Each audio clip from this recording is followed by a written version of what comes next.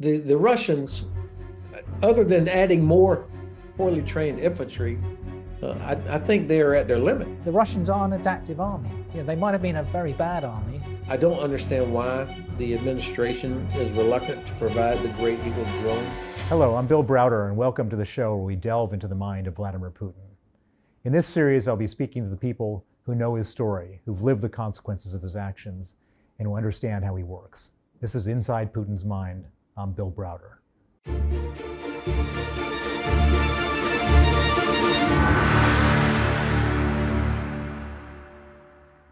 In this episode, we're going to be asking the question, what weapons will Putin use next as we delve into the war and see how Ukraine can stop Russia?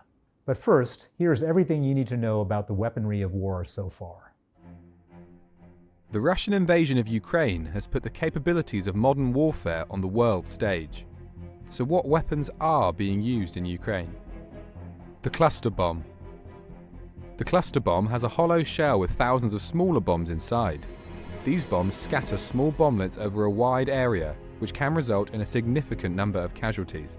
Russia has outfitted its cluster bombs with small parachutes in order to facilitate attacks at a lower altitude, meaning their pilots can escape. They've also been using cluster bombs on civilian areas in order to kill as many people as possible.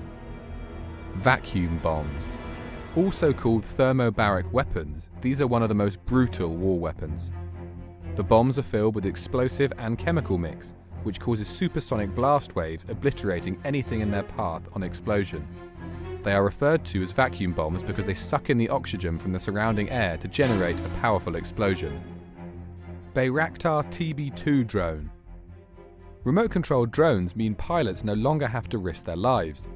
This drone is capable of staying at a medium altitude for long durations and can travel up to 224 kilometers per hour.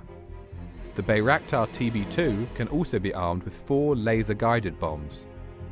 SIG MCX semi-automatic rifle. Capable of shooting over 800 rounds per minute at targets over 500 meters away.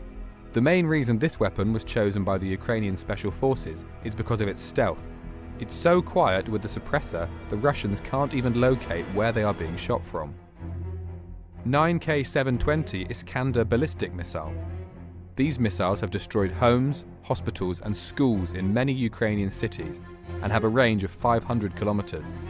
This missile can also carry nuclear warheads. NLAW anti-tank weapon.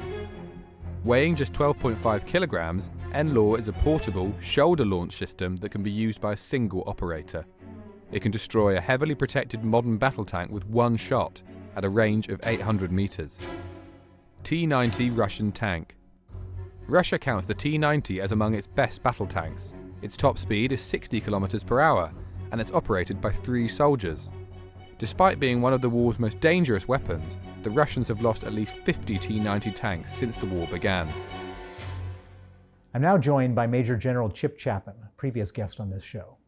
Welcome back on the show. Thank you, Bill. So when this war first started, I looked at these charts, and the charts were like, on one side, here's the Russian arsenal, tanks and planes and all this kind of stuff. And on the other side was Ukraine, and it looked just terrible for Ukraine. What's changed since that chart was first produced? Well, there are 2 parts to war. There's a physical part, which can be measured just in terms of metrics of how much you have of X and Y. And there's a psychological part, which may not.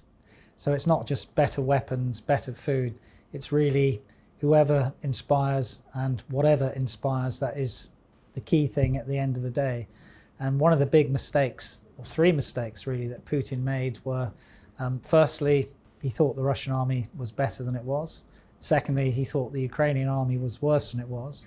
And thirdly, he thought the West was fractured, particularly after the withdrawal from Ukraine. All of those were wrong, but what I was looking at the time really was comments from Mark Milley in 2019 when he became chairman of the Joint Chiefs of Staff. Now, Mark Milley, I know, I did my final course on strategy in the army with Mark Milley, and there were 5 myths which he said we need to let go.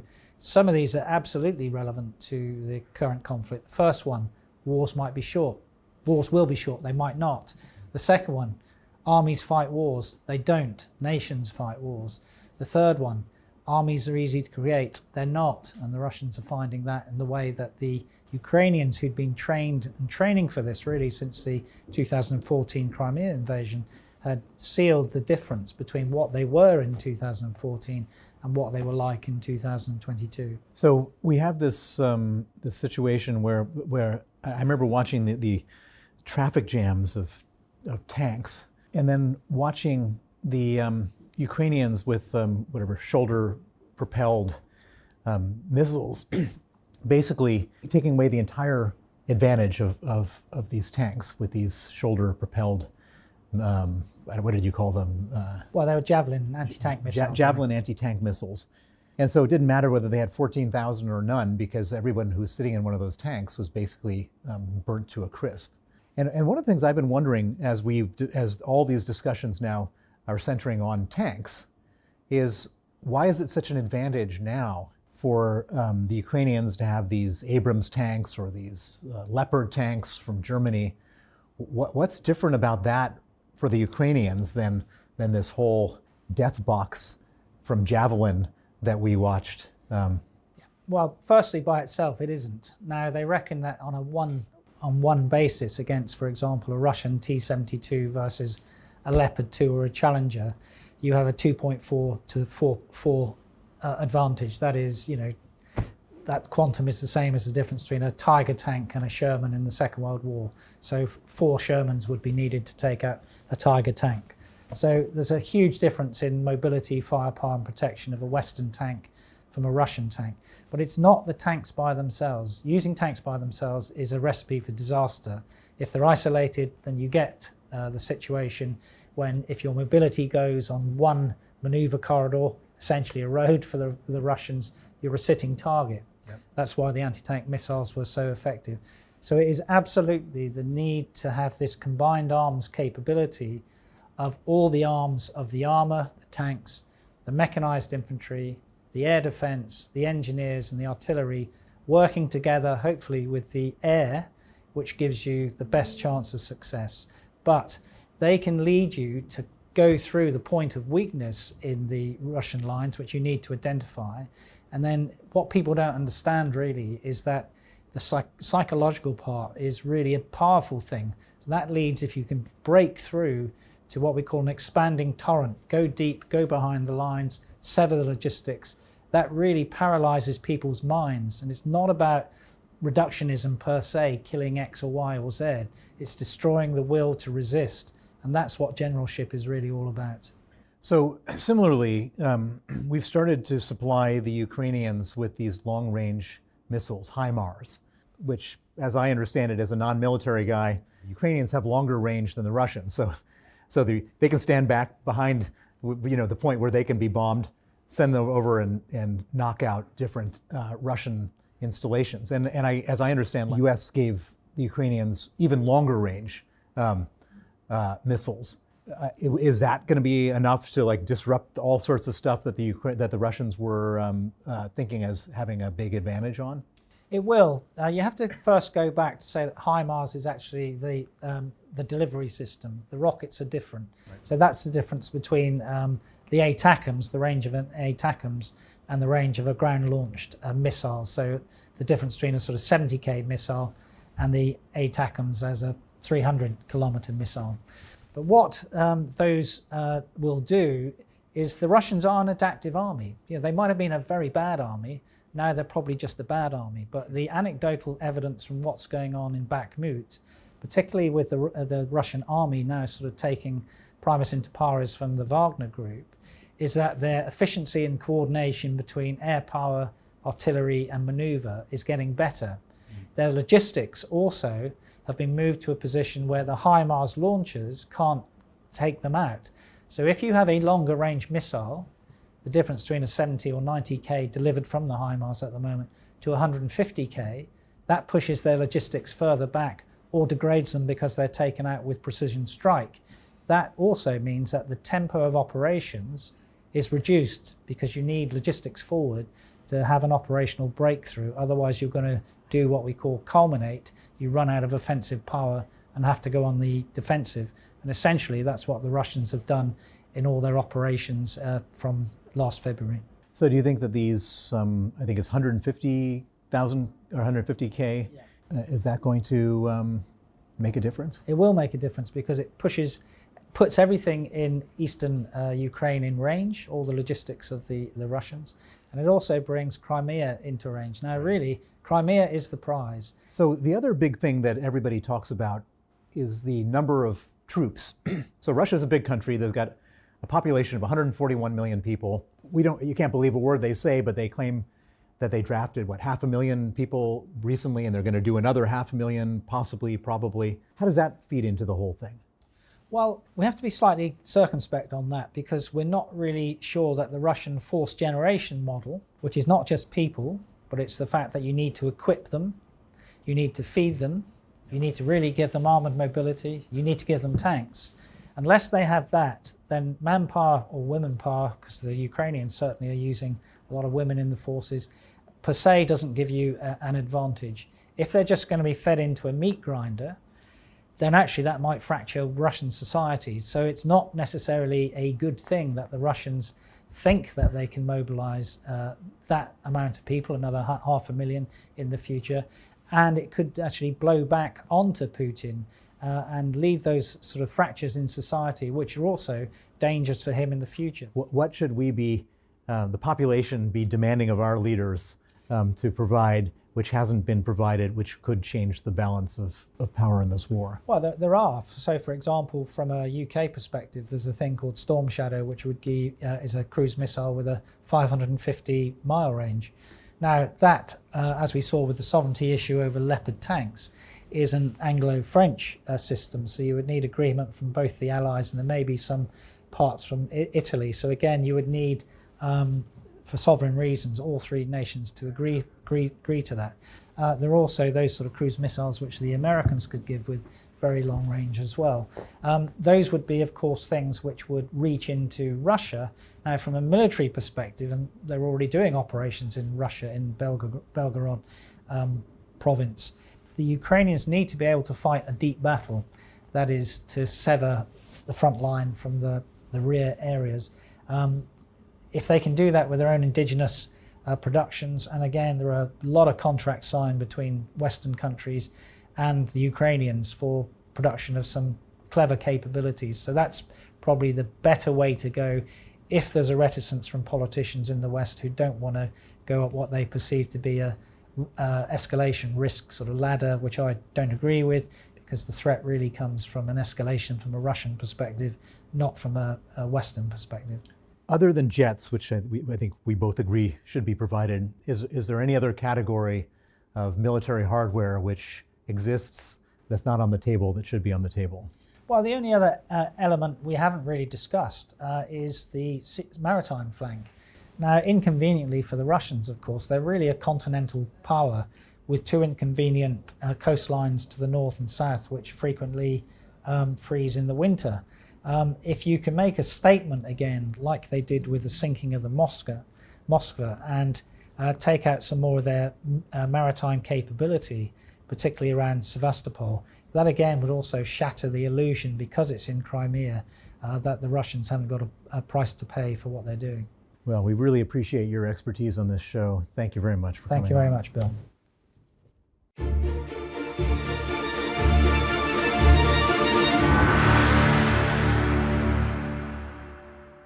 We're now going to hear from retired Army Lieutenant General Ben Hodges on some of the weapons being used in the war in Ukraine. The delivery of Western-made tanks, British Challenger, German Leopard, American Abrams, is important for three reasons. Number one, it signifies that the West recognizes that we can go to the next level of aid without really fearing Russian escalation. We finally are realizing that the Russians actually cannot escalate, even though they talk about it. Secondly, this gives particularly the Challenger and the German Leopards, all of which will be in Ukrainian hands much sooner. It gives them real capability that will enable them to penetrate Russian defenses sometime this spring as part of the next Ukrainian counteroffensive, ideally to sever the so-called land bridge, which connects Crimea to Russia along the Sea of Azov coastline. That's an essential part of isolating Crimea. And then the third reason, of course, the United States to provide Abrams, I think also perhaps could be part of a much longer term support by the United States and investment in Ukraine. But UK has frequently been the first to provide certain capabilities. The NLAW is a very, very effective anti-tank system. It's quick. The Ukrainians were quick to learn how to use it and to employ it properly and effectively. So I think this would play a key role in the early days of stopping Russia's initial attacks towards Kyiv. The capability that Ukraine needs more than anything is long-range precision strike, whether that's delivered by an aircraft or a rocket or a drone. They need the ability to hit Russian headquarters, Russian transportation, Russian ammunition sites at great distance, further than 100 kilometers. That's the capability they need to defeat Russian mass, and that's also the capability they need to make Crimea untenable. The last Ramstein contact group, there was a package that included what's called ground-launched small diameter bomb, which has a range of 150 kilometers, so 90 miles. That's a significant capability. The problem is that it's going to be several months before that arrives, so they don't actually have it yet. I think I don't understand why the administration is reluctant to provide the Great Eagle drone. I think all the questions and excuses have been answered effectively, but they still are not willing to do that yet. That would really be significant. A 25-hour loiter time, carries Hellfire missiles. That would be very effective against headquarters, ammunition storage, critical transportation nodes. I don't understand why we haven't provided that. ATACMS, that's the rocket fired from HIMARS that has a range of 300 kilometers or 180 miles. That would be a real significant improvement because the Ukrainians could be hitting Sevastopol today, forcing the Russian Navy to have to evacuate that place. I think there's a concern here that we don't have enough. I mean, if the United States gets into a conflict with China, I mean, the ATACMS would be an important weapon system or ordnance. So I think that's a concern. I hope nonetheless that we will find a way to provide some to Ukraine. F-16s or other type aircraft, I don't know. It would take about 4 to 5 months to take a Ukrainian pilot who already is experienced in his aircraft. I think in about 4 months, that pilot could be very proficient in a F-16, for example, which is really fast compared to what normal training time would be. The Russians, other than adding more poorly trained infantry, I think they are at their limit. I don't know that there's anything else they have or that they can do. Sanctions have limited their ability to replenish their expended precision weapons. The quality of the weapons that they're launching now is decreasing. The Ukrainians are able to knock down typically more than 60 or 70% of the various types of rockets and missiles and drones that the Russians are launching against civilian targets. They're not getting the effect from those things that probably they were hoping to get. So I don't want to say I don't fear them. I live here in Frankfurt, but what I mean is I don't see those as having significant impact. Same thing with their armored forces, their artillery. They have used up a lot of ammunition, but I assume they have endless amounts of artillery ammunition, but still, it's older. It's not as effective as it was. It's even dangerous to the user. And they don't have trained crews and organizations that are able to employ what they do have. So I don't think there's a new thing out there that's going to make a big difference for Russia. Clearly, they are willing to expend thousands of lives, pushing them into the meat grinder in hopes of overwhelming Ukrainian defenses.